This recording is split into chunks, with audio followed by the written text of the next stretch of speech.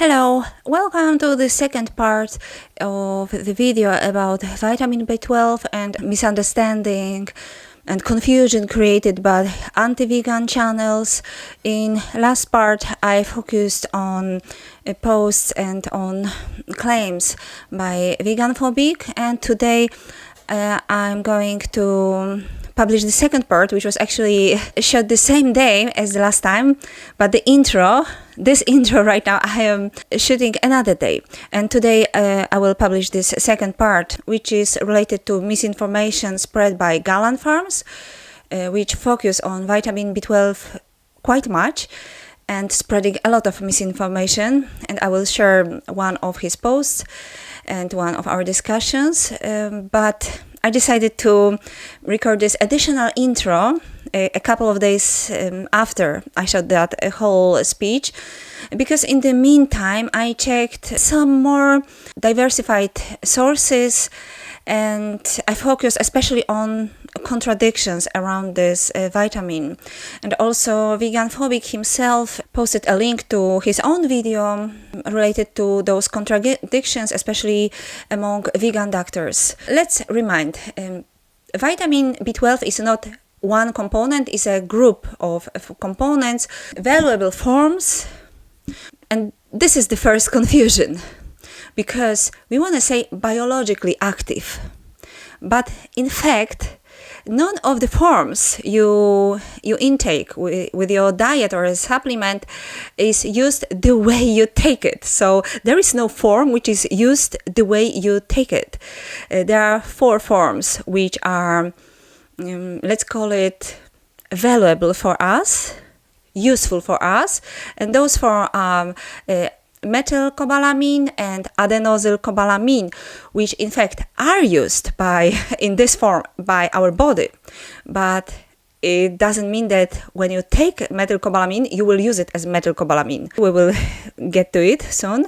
And there are also 2 other forms. Those are cyanocobalamin and hydroxycobalamin, which are converted to those coenzyme forms, biologically active forms, methylcobalamin and adenosylcobalamin. But there are already some contradictions even in those names, because, like I said, there are 2 forms physiologically active for us, but it doesn't mean that there are any benefits if you directly take them as they are, because they are never used the way as they are. And this is one of misinformation spread by Garland Farms. Okay, so under normal conditions, there is another questionable thing. What it means under normal conditions? Probably it means in healthy people. Probably, but we also cannot be ever sure whether our metabolism is always perfect, is correct. We cannot be sure. So, okay, let's check. Under normal conditions, oral consumption of any of those 4 forms, which I have just listed, disassociates. That means if you take methylcobalamin, which is the most popular supplement taken by vegans, it doesn't mean you will use it the way it is. And also, when Garland Farms spread the message, the information that there are any profits from eating meat over taking supplements, this is all false, because either you take methylcobalamin or any other form, all of them disassociates from that form at the cellular level to become just cobalamin. So no matter which of those forms you take, they become cobalamin, and then combines with any of those groups which are to create the finally physiologically active form. So with methyl ligand or with an adenosyl ligand, I don't know how to pronounce it, I'm sorry. No matter which of those 4 forms you take, your body will produce what it needs. Compared to cyanocobalamin or hydroxycobalamin providing the vitamin as either the adenosylcobalamin or methylcobalamin, doesn't increase the amount of adenosylcobalamin in mitochondria or methylcobalamin in cytosol. For the treatment of cyanide poisoning, Of course, hydroxycobalamin is required form. So, but this is like another function, another usage of vitamin B12 as a cure against poisoning. Okay, so according to this source, it doesn't matter which form you take. Of course, I have already discussed the differences in absorption rate. Another source suggests that there might be profits from taking directly methylcobalamin or adenosylcobalamin or hydroxycobalamin. The main benefit from taking cyanocobalamin form is the absorption rate, which is higher than comparing to, for example, methylcobalamin. Let's look at those differences, because both active forms have some different functions and different site of action. In case of methylcobalamin, site of action is cell plasma, nerves, brain. In case of adenosylcobalamin, those are mitochondria and nerves. So, of course, there is different activity spectrum. You can see for methylcobalamin, those are neurotransmitters, gene regulation, regulation and protection of the nerves and brain, blood formation, vision, and the activity spectrum of adenosylcobalamin are cell energy, brain development, hydration, growth, muscle development. So vegans are rather the proof that the previous article must be correct, because vegans usually take just one form, and usually it is methylcobalamin. So if that was the case, that methylcobalamin is used in your body as methylcobalamin, then you'd be adenosylcobalamin deficient. That means you'd have no energy, and that's probably not the case. And we know, of course, that in case of cyanocobalamin and hydroxycobalamin, they are universal, because you can produce both of active forms from them. If that was the case, that taking methylcobalamin means you are using methylcobalamin, you are using it the way you take it, also there would be no issue with overmethylation, which I discussed in the previous part, and I focused on vegan phobics case. I rather tend to believe that either form you take, your body will do what you need. However, I decided to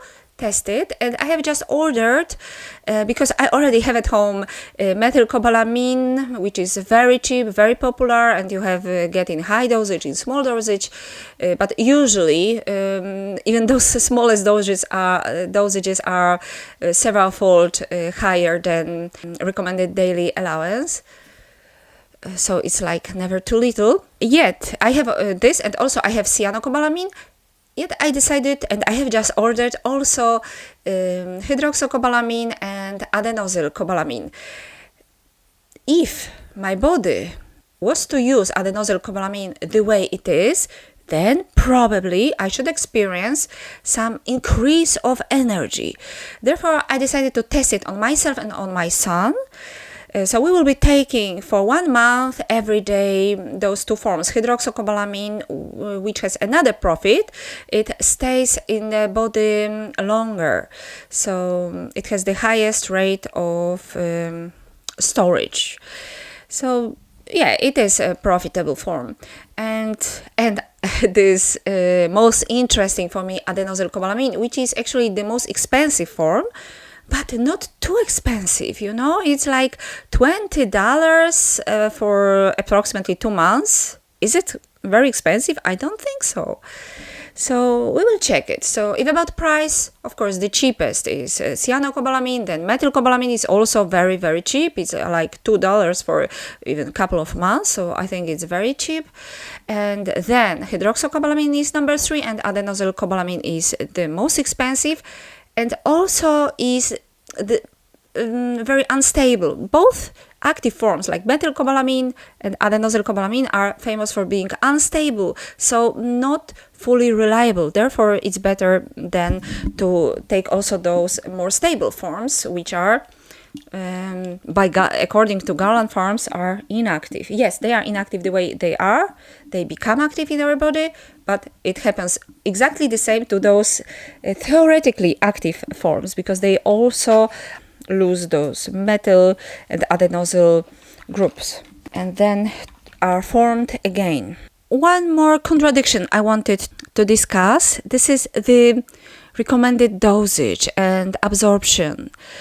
Because, yeah, in fact, this was also in the video suggested by, proposed by Vegan Phobic. There was a contradiction between two vegan doctors. One was recommending high dosages of methylcobalamin once a week or once a while, and Dr. Greger is rather recommending cyanocobalamin because there are some reasons which I also discussed in the first part of this video. What is important, because after all we must decide about our health and we must plan our veganism wisely, because we want to be able to stay vegan till the end of our lives. Yes, I am already mid-age, so some maybe 20, maybe 30 years I want to keep this diet. But my son is in his early 20s, so I want to make sure that he will be able to keep this diet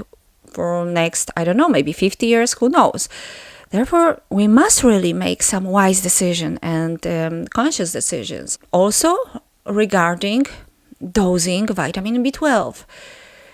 So, there are two forms of absorption, active and passive form.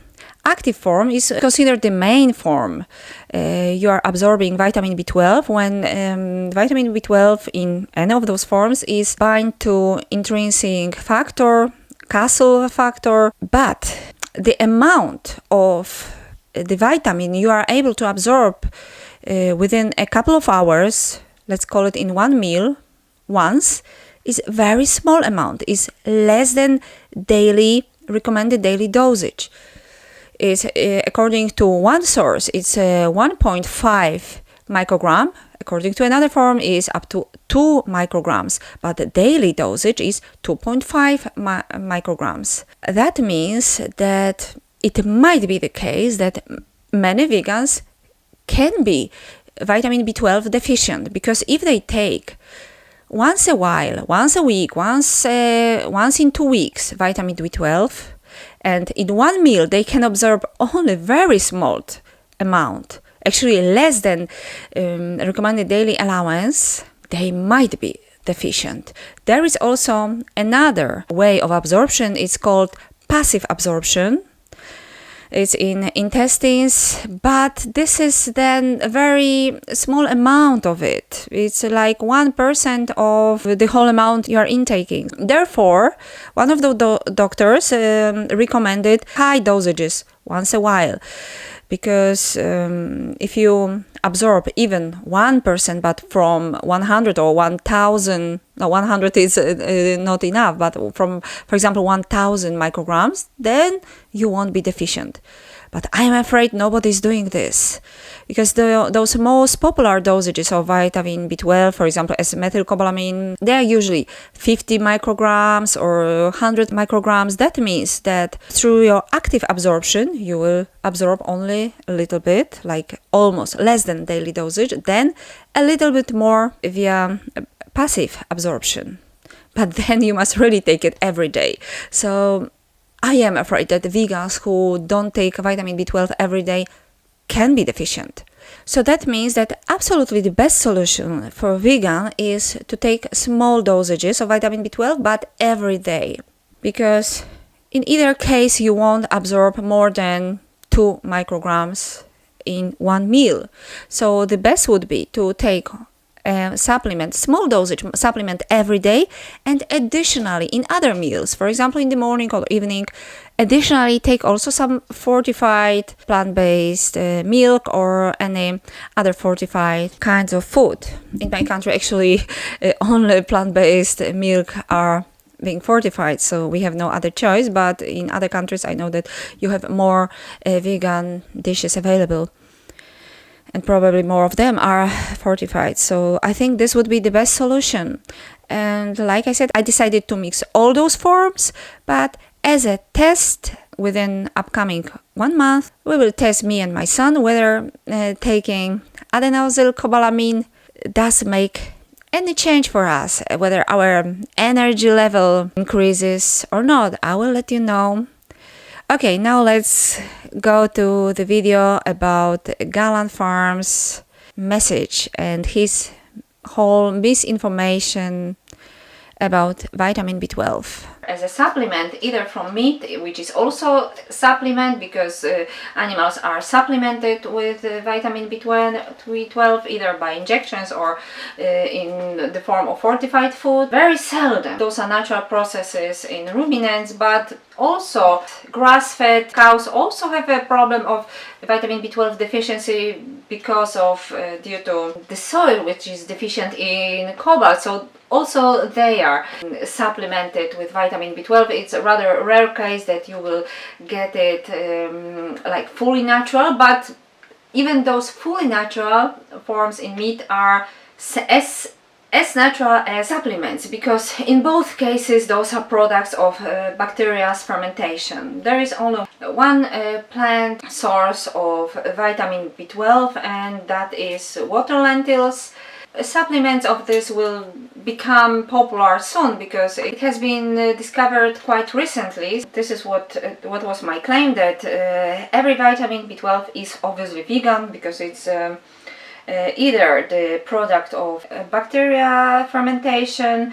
Bacteria was once considered plants. For example, when I was a child, I was taught at school that bacteria belong to plant kingdom, but it's no more considered a plant. Of course, it made sense to bacteria has more common features with plants than with animals, because it was the first organism which produced oxygen on Earth and which contains chlorophyll. Not all of them, but some of them, part of them, but they are not plants anymore, considered plants anymore, because they are too simple organisms, and to consider something a plant there must be several different types of tissues, several organs, so it is too simple. But it's absolutely vegan. Not only the product of all the products of bacteria's fermentations are vegan, but also bacteria themselves are also part of vegan food. For example, I bake bread by myself. When I ferment flour before I bake it, it's not only that bacteria make it more digestible and I get rid of phytic acid, also thanks to bacteria, but also bacteria themselves are nutritional, same as yeast. They are the source of vegan protein. In natural bread, not only the flour itself is the source of vegan protein, but also bacteria. The longer I ferment my flour, the more bacteria I have, which are also part of my diet. So it's absolutely vegan food. Garland Farms' answer was so funny that I really need to mention this here. Not only that his response was funny, but the most funny were links he included. That was impossible. I think he assumed that I will not even check those links. I think he probably assumed that I will maybe check one of them and see there are so many graphs there. Wow, I'm so impressed. And I will not even try to read a single sentence of this. And primarily because you are not that smart, combined with a lack of sincere caring about humans and animals, you're failing to recognize that the label B12 has been applied to a list of different compounds. B12 has been applied to a list of 4 compounds. 4, and all of them I listed already before. The version of B12 that you're heralding here is the version called cyanocobalamin. I think I know what I'm talking about when, for example, when we talk about the water lentils. He claims that water lentils is the source of cyanocobalamin solely. Let's check. Independent third-party laboratory. You will get a lot of articles. Just please type in water lentils vitamin B12 and you will get a lot of information about it. It contains the natural bioactive forms of vitamin B12, which are adenosylcobalamin. It is the same form which actually he sent me the article about ruminants' liver, so this is exactly the same form which he is trying to herald from his side. So it's exactly the same form: adenosylcobalamin, methylcobalamin and hydroxycobalamin. So we see that water lentils contains all three bioactive forms of vitamin B12 except cyanocobalamin. So scientists say this, but Garland Farms says exactly the opposite. He says it contains only cyanocobalamin. But all the articles, all the scientists, all the producers dealing with water lentils claim the opposite, that it consists all the other three bioactive forms of vitamin B12 except cyanocobalamin. So, like, totally opposite of Garland Farms claims. Okay, so he continues. Cyanocobalamin is not bioactive in human beings, sweetie.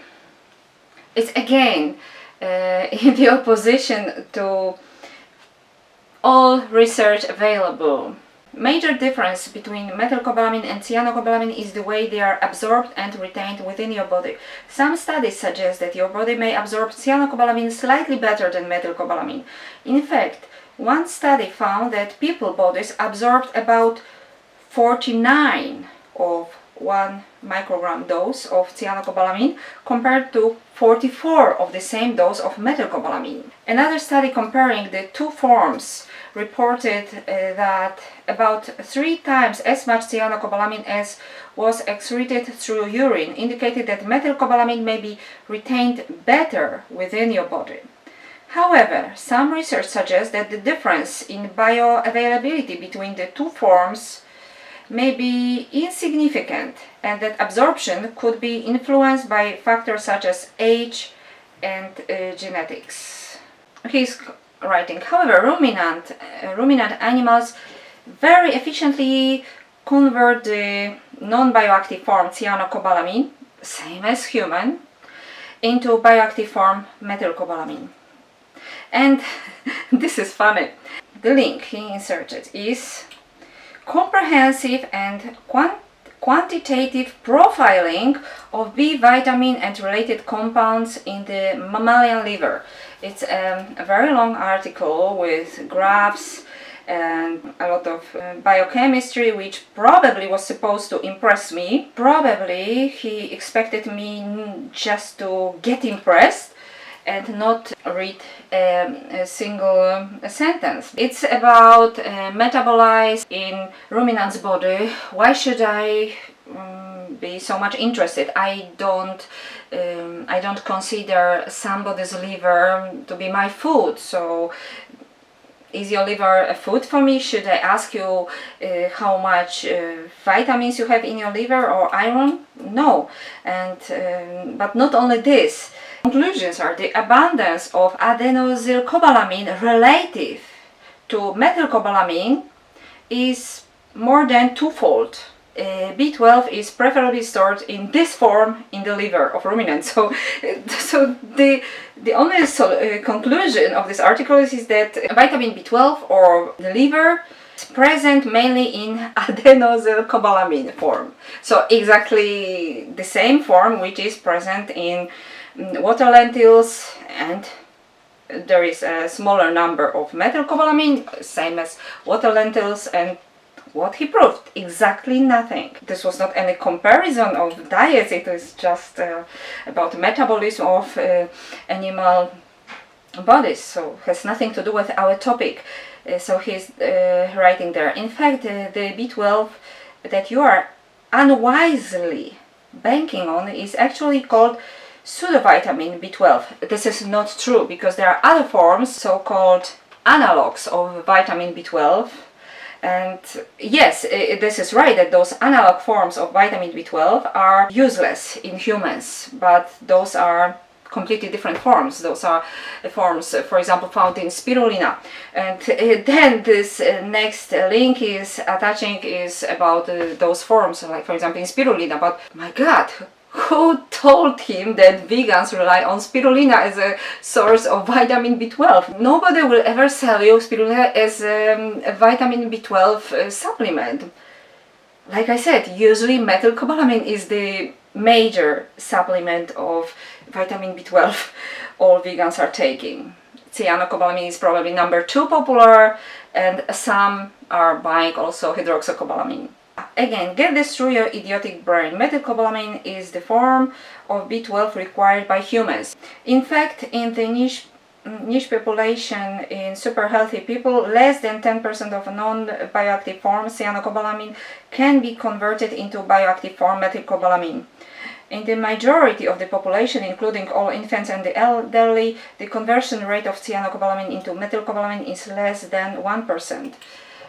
And this is what specialists are warning, that you should never look at conversion rate or absorption rate, but just take it what is recommended, because it's already calculated.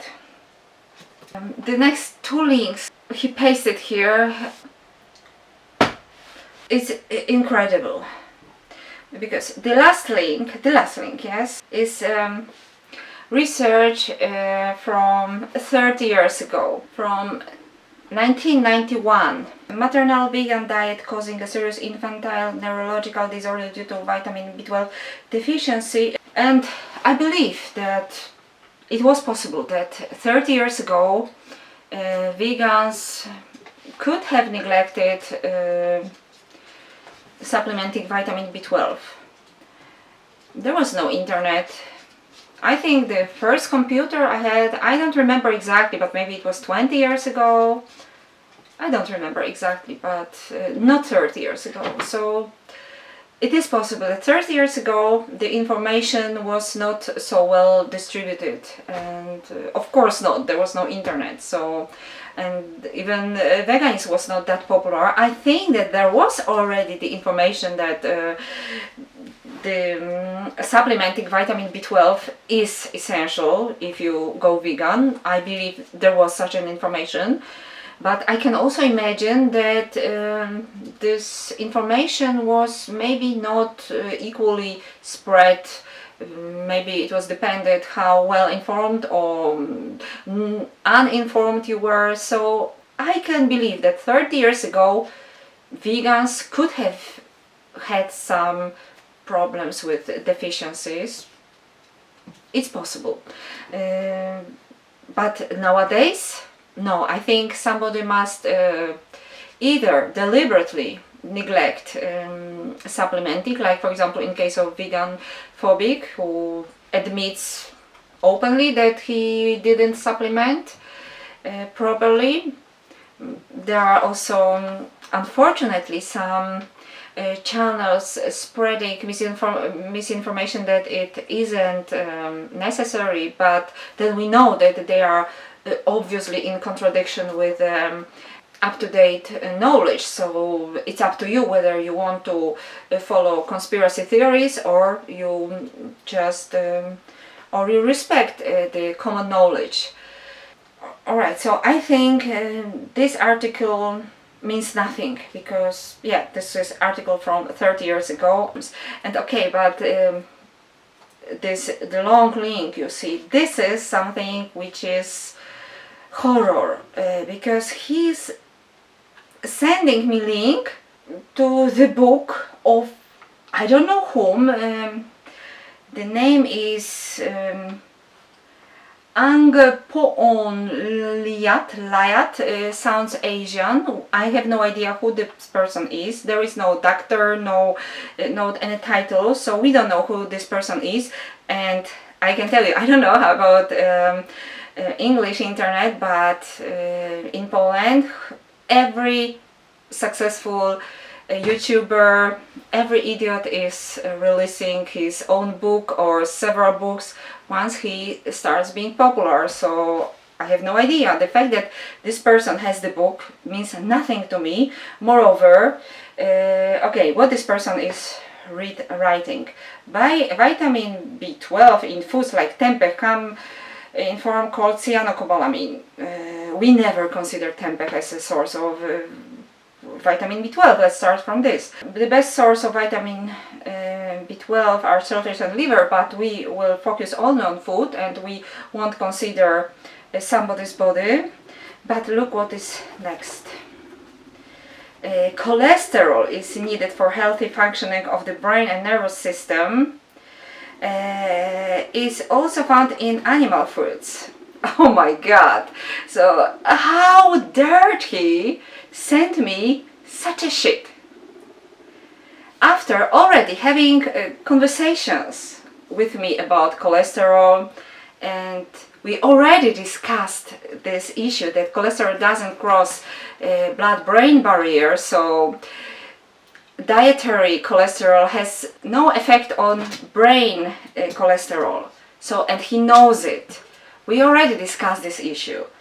I also said this in my recent debate with Tristan and Jay Dyer. Anti-vegan audience had already noticed that they dominated me psychologically, linguistically. Of course, two aggressive anti-vegan native speakers could easily dominate non-native speaker vegan. Actually, if they wanted to dominate, they could just start speaking the way that would be so difficult for me to understand. So it was so easy. Actually, the opposite. It demanded some goodwill to have a good conversation, to exchange ideas. So, and I don't know at all why they agreed to debate if they didn't have a basic will to exchange ideas. They only wanted to make a show of I don't know what, because in my opinion it was boring. But in fact, I said this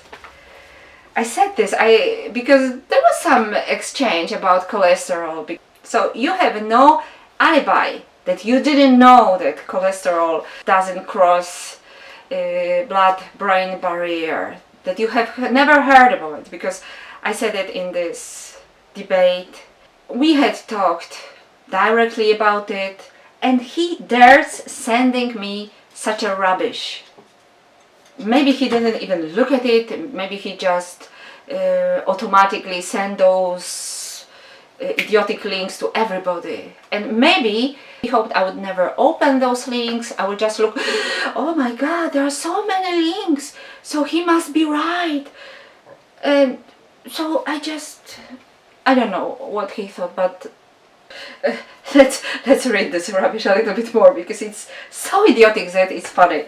Many people have the mistaken idea that since the liver produces cholesterol, we don't need to take it from food. The liver produces only 80% of our body's requirements.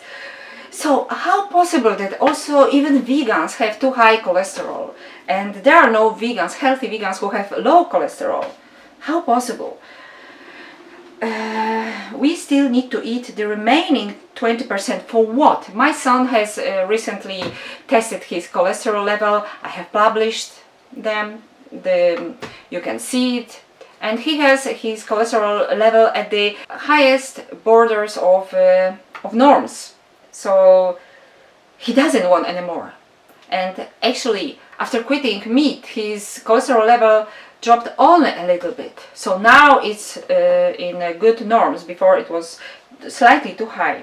Many vegans have high cholesterol, so why should we even take more of it? Otherwise we will suffer from low cholesterol. My god, where this person come from? Have this person ever seen any true tests, cholesterol tests results? With symptoms such as a depression and suicidal tendencies. This is crazy. This person has completely no idea about physiology or biochemistry, and Jesus, I don't even want to comment it. It's such a rubbish. But if you are not sure, please check my video about cholesterol and with true blood results, recent blood results from my son. Maybe I will get back to cholesterol, but I think only idiots can believe this.